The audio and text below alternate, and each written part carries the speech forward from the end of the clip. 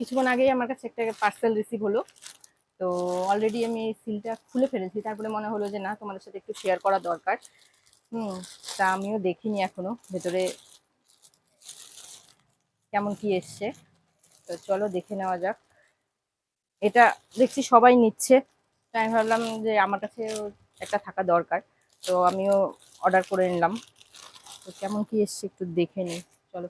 এটা তোমাদেরকে বলে দিই, এটা যে ওই যে কট সেট গুলো হয়, এই কট সেট, জানি না নামটা ঠিকঠাক বলছি কিনা। তো এই যে দেখে নাও, এটা আমি মিশো থেকে অর্ডার করলাম।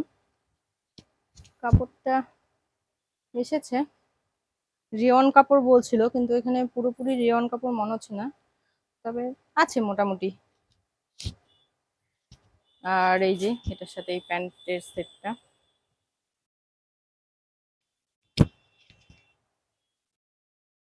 তো চলো তোমাদেরকে আমি পরে পরে দেখাবো কেমন লাগছে।